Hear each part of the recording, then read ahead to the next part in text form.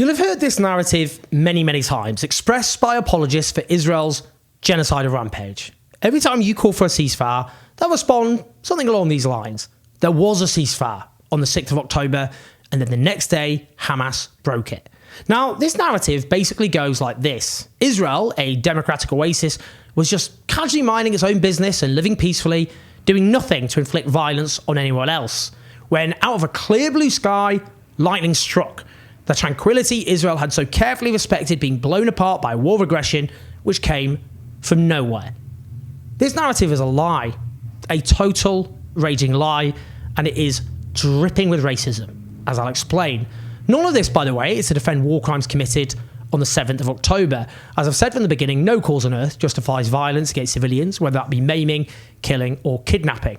That doesn't mean Israel's claims of a broken ceasefire are true. They're not at all. Now, that goes without even including the very basic historical context of what the Palestinian people have been subjected to for many generations. This itself is intolerable. And you can easily establish it was intolerable by flipping it. Would the people of Israel, or indeed any people on earth, tolerate what the Palestinians have endured? Now, when the Balfour Declaration, named after the then British Foreign Secretary Alfred Balfour, himself profoundly anti-Semitic, promised to establish a Jewish homeland in Palestine in 1917, the Jewish population of Palestine was only 10%, with the Arab population being 90%. Yet within 30 years, the UN General Assembly proposed to partition Palestine into a Jewish state and a Palestinian state. Even though the Jewish state was allocated 55% when the Jewish population of Palestine at the time constituted a third. That's an important detail because the pro-Israel narrative is often presented as, here was a reasonable proposal which the Palestinians and their Arab allies rejected, causing a terrible war. But again, which people on earth would have accepted this outcome under those circumstances?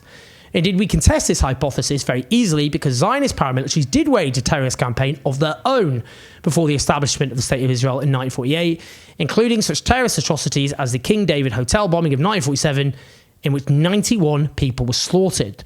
There was, of course, the Nakba, in which 750,000 Palestinians were violently expelled or fled for fear of their lives, with 15,000 suffering violent deaths, and indeed a large majority of Gaza's population are the families of those expelled. Palestinians then faced further mass expulsion in 1967.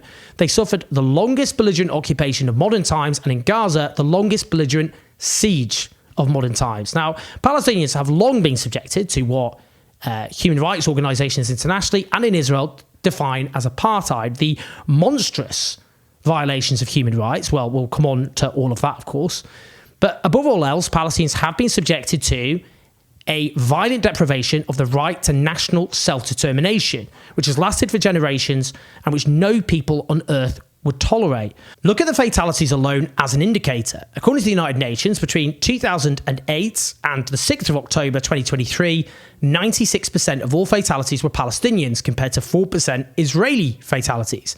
In absolute numbers, that means over 6,400 Palestinians were killed, over 83% of those in Gaza, compared to 329 Israeli fatalities, of which 125 were killed in the officially recognised borders of Israel, rather than the majority who were in the occupied territories.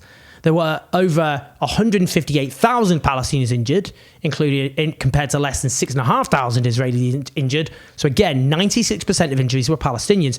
You can't look at that astonishing level of violence and claim there was some form of ceasefire in place. Clearly there wasn't. Now let's look at the West Bank alone. Now some will go, well, that's not Gaza, is it? No, but Palestinians don't regard Gaza and the West Bank as separate national entities, but as one indivisible Palestinian nation. And crucially, Hamas don't rule the West Bank, so can't be used as an excuse for Israeli violence. As the Israeli human rights organisation B'Tselem pointed out, the Israeli state killed more Palestinians in the West Bank in 2022 than in any year since 2004. That included 34 children, the youngest being 12, while the oldest Palestinian killed was 78 years old. I think those statistics speak for themselves. Now, in 2023, up to the 7th of October, 240 Palestinians were killed in the West Bank, dozens of them children. As Save the Children pointed out in a press release on the 18th of September 2023, that is 19 days before the 7th of October, 2023 was then the deadliest year for Palestinian kids in the occupied West Bank, with 38 children killed by that point. Now, if 240 Israelis had been killed, including dozens of Israeli children at that point, nobody would have called that ceasefire. And here's my point about racism. That so many Palestinians can be violently killed by the Israeli state and that still be described as a ceasefire underlines how Palestinian life is just stripped of any meaning. You can't possibly believe Palestinian life has equal value, anything like that, and call such astonishing bloodshed a ceasefire. Then there's mass incarceration. Before the 7th of October, since the occupation began in 1967, so between 67, 7th of October 2023, the United Nations says Israel had detained approximately 1 million Palestinians, including tens of thousands of kids. There are around 5,200 Palestinians languishing in Israeli prisons on the 6th of October, and crucially those imprisoned after being charged were so without even the basic fundamentals of a fair trial. They were held in military courts, not civil courts, including no access to a lawyer while interrogations took place and confessions were obtained, with confessions often obtained in Hebrew, which is not the language they speak. Indeed, those accused often met their lawyer for the first time when they entered a military courtroom. Bail denied in most cases, so the quickest way out is to plead guilty, whether or not that offence is committed. Hence, understandably, the conviction rate in these military courts is over 99%. The conditions have deteriorated, and they're much worse now. It gets worse. We've discussed these ludicrously unfair trials, but there were specifically 1,200 detainees being held under administrative detention orders. That is without any charge or trial whatsoever, almost all of them Palestinians. And these detentions, I repeat, without charge, range from months to years. On the 10th of July 2023, that is 2 months before the 7th of October, the UN issued a press release entitled Special Rapporteur says Israel's unlawful carceral practices in the occupied Palestinian territory are tantamount to international crimes and have turned it into an open-air prison. Now let's just focus on children. That's right, the detention and imprisonment of kids. As Save the Children note, Israel is the only nation on earth which automatically and systematically prosecutes children in military courts. And when I read the following gruesome detail, guess what the most common charge for children is? Stone throwing. It was estimated that before 7th October, Israel detained and prosecuted between 500 and 700 Palestinian kids a year in military courts. According to Amnesty International, the child's request for a lawyer is often delayed until the interrogation has taken place and often a confession is obtained. It is a punitive system that is not aimed at rehabilitating children. It always keeps kids in prison until they are tried and sentenced. Children are often pressured into accepting plea bargains in exchange for a commuted sentence. Now, children held under administrative detention orders are never presented with charges, with detentions based on secret evidence that isn't disclosed to the detainee or their lawyer. They have no legal means to either challenge the detention or the alleged basis for it. And consider this. According to a Save the Children report released months before the 7th of October, 42% of children detained were injured during their arrest, including gunshot wounds and broken bones, while 2/3 of these kids were arrested at night. Half of those arrests were at their homes. 86% of these children were beaten, 60% were hit with sticks or guns.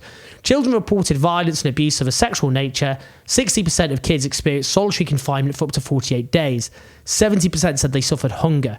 68% said they didn't receive healthcare. 58% were denied visits or communication with family while they were detained.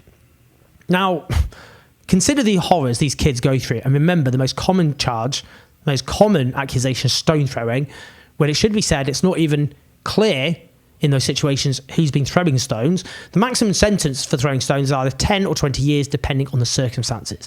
Now, why shouldn't we consider huge numbers of these cases, not as prisoners, but as hostages? Not least these children. Not just these children, but children taken from their families, subjected to hideous physical violence and yes, sexual violence, deprived of the most rudimentary basics of a fair trial, often subjected to solitary confinement, detained in cases with no charge or trial at all. If Israelis were being subjected to that routinely before 7th October, would they consider that to be a ceasefire? Would you consider that to be a ceasefire if your people were being subjected to that? Let's just be real here. Indeed, that's without discussing another pillar of the occupation, which is illegal settlements. There are an estimated 700,000 Israeli settlers living in illegal settlements in the West Bank. That is stealing the land of the Palestinian people, making an independent, viable Palestinian state completely and utterly impossible. Palestinians living there are subjected to violence by these settlers, who are protected by the Israeli security forces, while Palestinian-owned structures, homes, shops, etc., face demolition or seizure, while Palestinians are forcibly displaced from where they live.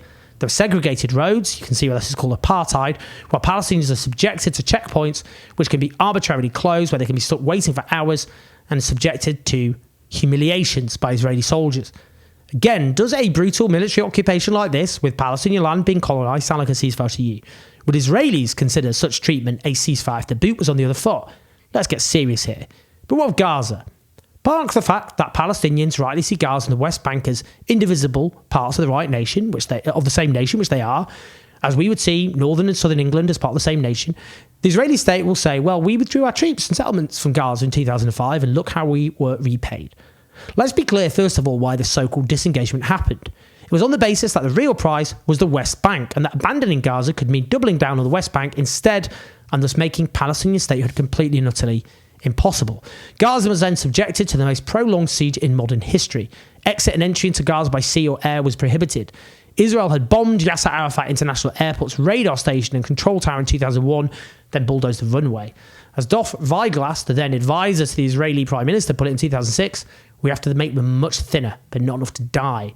According to the United Nations, in the first 5 months of 2022, there were 8,000 truckloads per month entering Gaza, which is 30% below the monthly average for the first half of 2007 before the blockade was imposed. But bear in mind, the population had grown by more than 50% in that time. Severe restrictions were imposed on fishing. 62% of the population required food assistance to survive. Nearly 80% of its piped water was unfit for human consumption. Israel banned the entry of food necessary for Gaza's power plant to function, while there were numerous claims that Israel deliberately targeted that power plant in Israel's repeated military attacks. As the Israeli human rights organisation B'Tselem said 6 months before 7th October, the blockade Israel has been imposing on the Gaza Strip for more than 15 years has crushed Gaza's healthcare system, and there were constant shortages of medicines and medical equipment.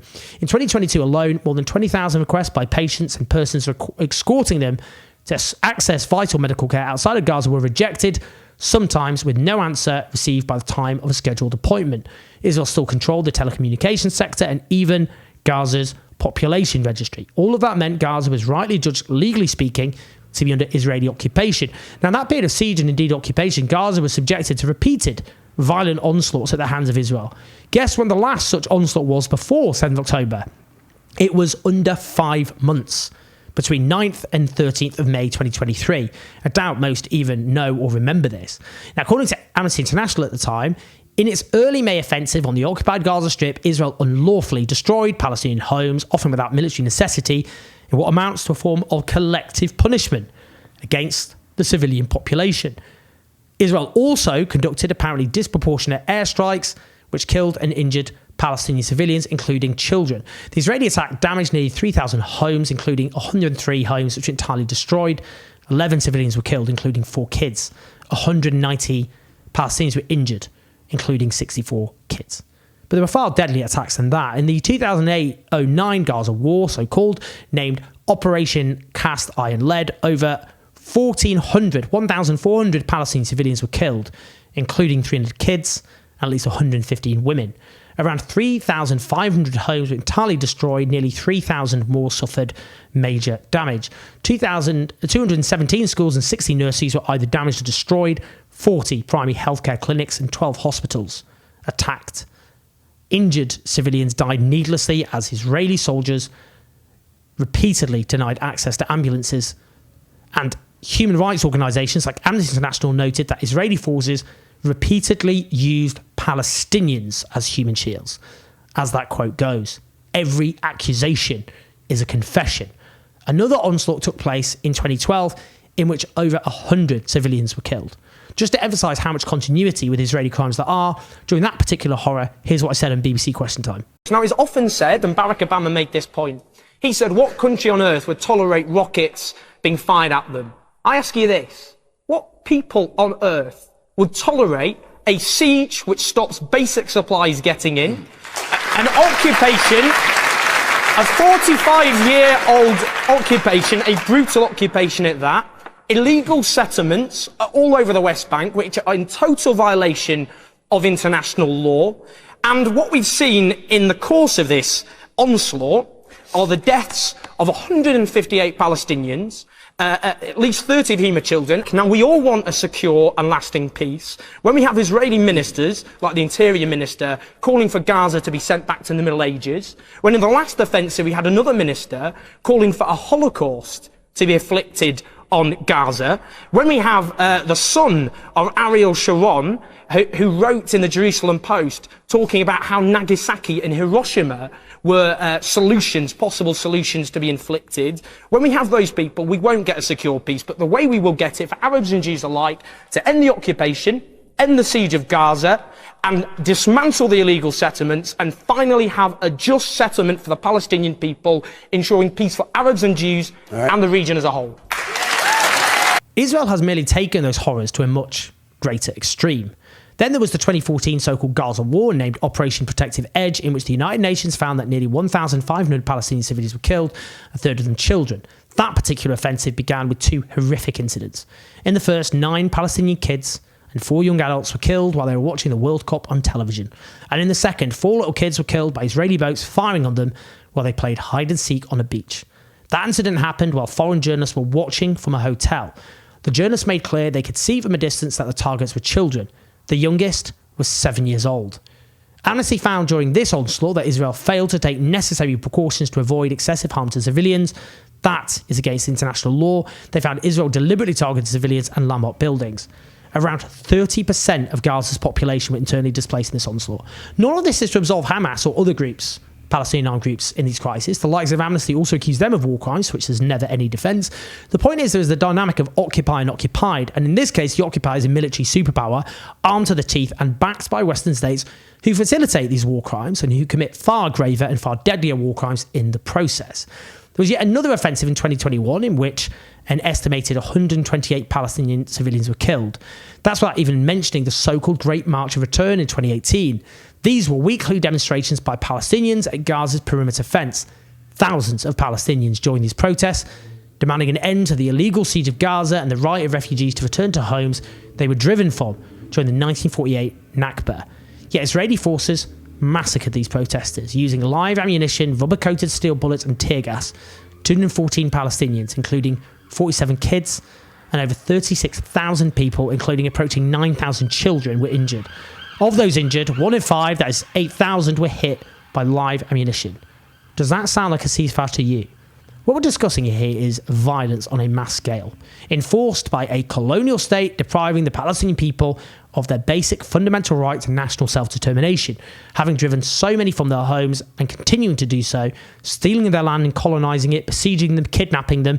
Let's be clear about what Israel's mass incarceration programme means in practice. None of this is a ceasefire in any meaningful sense. It is a hideous, never-ending war on the Palestinians, and no people on earth, none, would tolerate it. That doesn't mean you justify the war crimes committed on the 7th of October. Nothing ever justifies maiming and killing and kidnapping civilians. But it is simply a lie, a straightforward lie, to say there was a ceasefire in place on the 6th of October. It's also a racist lie, a gratuitously racist lie. It is based on the narrative that Palestinian life's got no meaning at all. If Israelis were subjected to what I detailed, they would rightly consider it intolerable beyond words.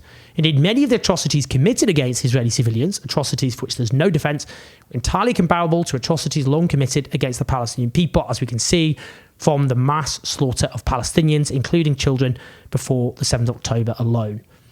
There was not a ceasefire. No ceasefire on the 6th of October. It is a racist lie to claim there was. It is part and parcel of the dehumanisation of the Palestinian people. And we are duty-bound to tell the truth.